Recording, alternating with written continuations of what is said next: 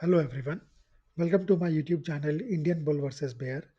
In today's video, I will share my analysis of historical trends of the refractory sector. This video is part of the series The Final Missing Piece. Before moving on, please read the entire disclaimer carefully. The refractory sector of Indian share market comprises of companies which deals with manufacturing of heat resistant materials used in high temperature industrial processes such as steel making, cement, glass and non-ferrous metal production. Refractories are critical for lining furnaces, kilns, reactors, and other thermal processing units. India is one of the leading producers and consumers of refractories, driven largely by the steel industry, which accounts for approximately 70% of total refractory demand. The key growth drivers for this sector include steel industry expansion, cement and glass industry growth, export demand, shift to quality products, and decarbonization in steel. The government supports the sector with policies like PLI scheme for specialty steel, national steel policy, import restrictions on Chinese refractories, FDIs and R&D support, and focus on self-reliance under Atmanirbhar Bharat.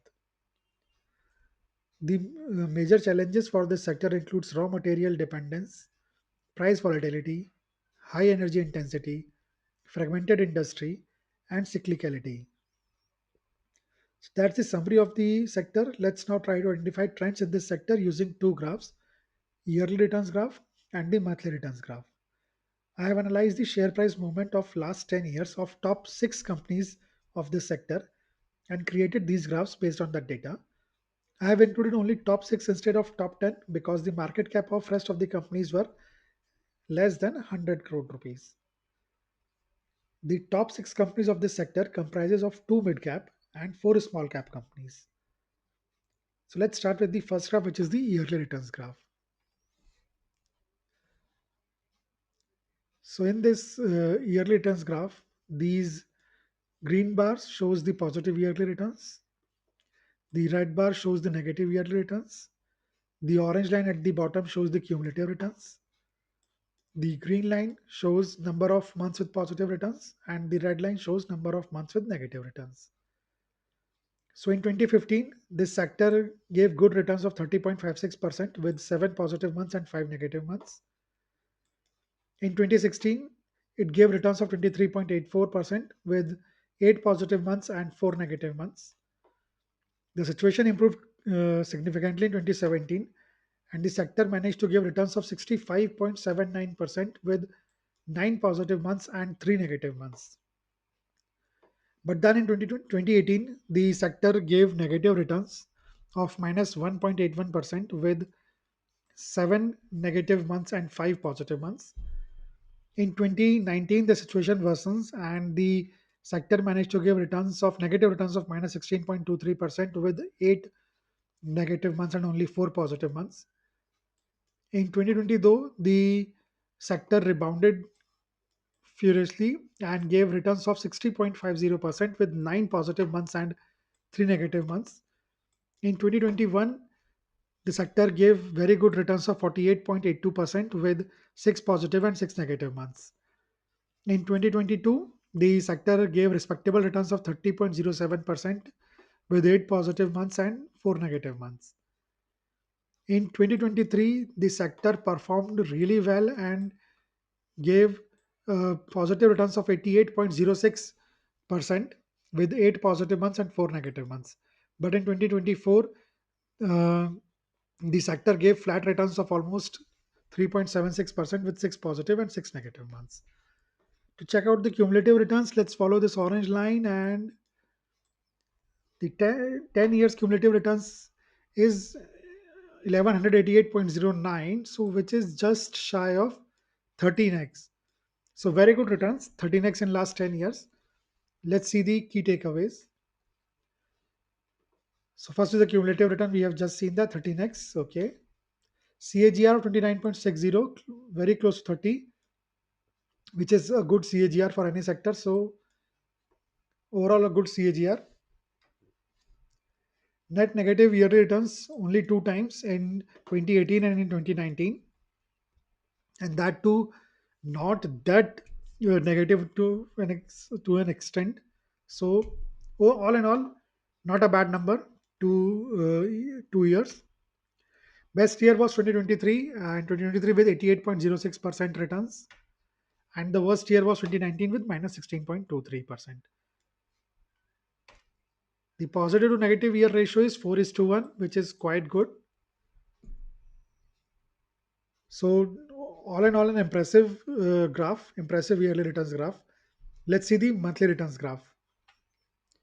Here it is. The red bars over here shows the negative mean monthly returns. The green bar shows the positive mean monthly returns. The green line shows number of years with positive returns, whereas the red line shows number of years with negative returns. So let's start with January. January has an average monthly return of minus 1.29% over the last 10 years, with 5 positive and 5 negative years.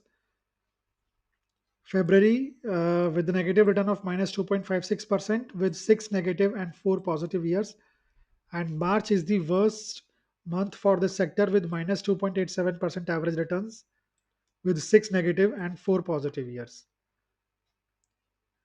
April is the best month for the sector with 7.55% average returns, and 9 out of 10 times the sector has given positive returns in the month of April. So April is a very strong month for the sector, rather the strongest of all. In May, the sector managed to give average returns of 1.67, so that's an average number, not good, not bad. 6 positive years, 4 negative years. In June, the sector again gave average returns of 2.33% with 5 positive and 5 negative years.